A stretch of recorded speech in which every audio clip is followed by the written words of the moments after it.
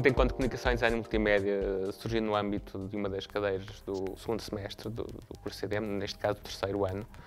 É o último ano em que os alunos estão a cursar, essencialmente será este que lhes dará maior preparação para a vida futura. E surgiu a ideia de retomar a tradição de outros encontros, de certa forma para colocar os alunos em contacto com o que virá a seguir.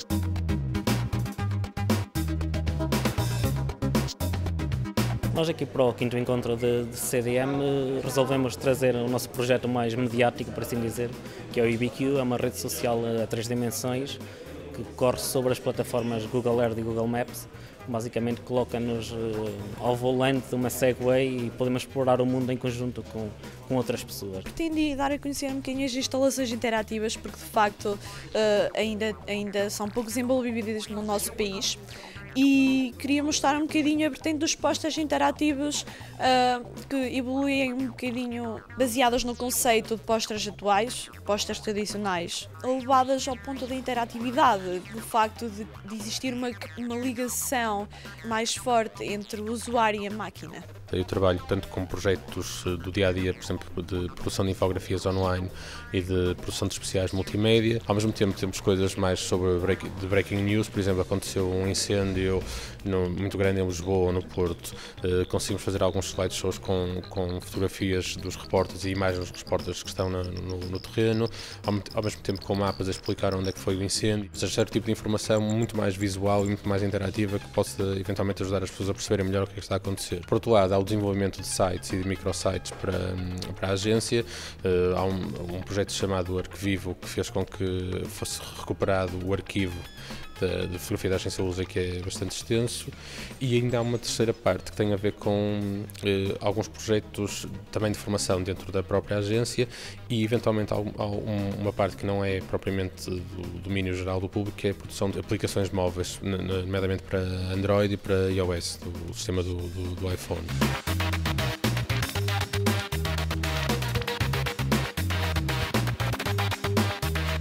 Tentei mostrar sobretudo aquilo que eu tenho vindo a fazer na área da ilustração e da banda desenhada. São projetos que demoram muito tempo a ser feitos e é preciso uma dedicação séria.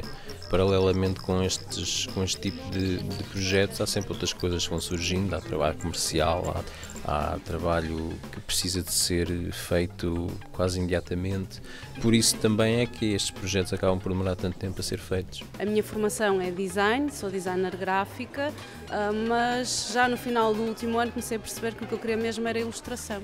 E, portanto, foi dentro dessa temática que eu vim aqui falar. Falei das referências que para mim são mais importantes, dos pontos que são mais importantes de uma forma geral na ilustração e depois falei um bocadinho da minha editora, do trabalho que eu faço, não só como ilustradora, mas como editora também. Ainda é uma coisa muito recente, mas é um desafio todos os dias. Um desafio não só como ilustradora, que vejo o trabalho de outros ilustradores, isso é interessante também, perceber novos processos, mas como editora trabalho a nível do design, em que tento conceber peças de livros que sejam mais interessantes e, portanto, vai buscar à minha formação de design um trabalho bastante interessante e depois algumas questões técnicas que são colocadas, que só mesmo quando estamos a trabalhar o livro é que percebemos, como a questão das várias traduções, por exemplo, a escolha dos papéis que às vezes não são os mais adequados às tintas, e tudo isso é bastante interessante e que me motiva ainda mais como editora, não só da parte de ilustração, mas da parte de edição. Desnecessariamente complicado, a gente é que gosta de complicar. Vamos maturamente analisando o que é tão infantil de descartar.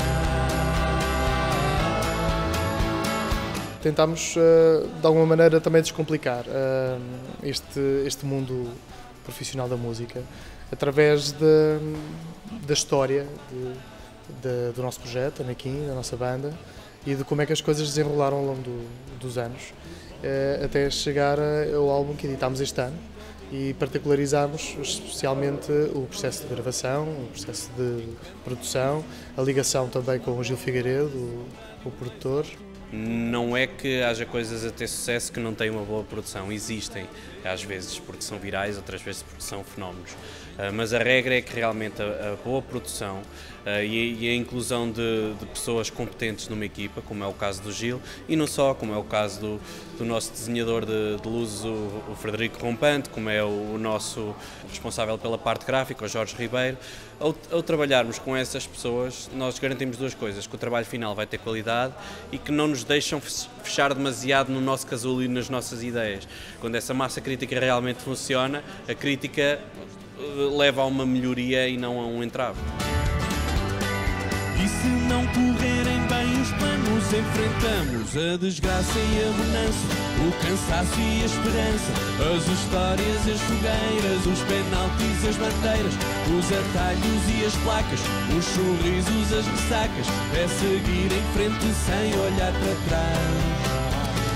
Fazendo um balanço geral sobre o encontro, também tenho a ideia que este foi bastante positivo, tanto em termos de assistência, bastantes alunos de CDM, e também tivemos alunos de outros cursos e até mesmo fora da escola. Também interessa destacar o número de seguidores que houve online. Pelo número de questões que foram colocadas durante o encontro, podemos constatar que cerca de metade, se não mais, foram colocadas pelo Twitter, ou seja, alguém que estava a assistir ao encontro através de streaming. Estamos a criar cada vez mais espaços onde estamos a experimentar o mundo através desses meios e não estamos a guardar a distância ou o tempo suficiente para podermos pensar para lá de todas essas coisas. Precisamos não apenas de ser educados a utilizá-las, mas em alguns casos a ser educados a prescindir delas. Podemos rever parte da forma como o nosso ensino está estruturado, que está a dar demasiadas ferramentas para fazer e não os suficientes para pensar.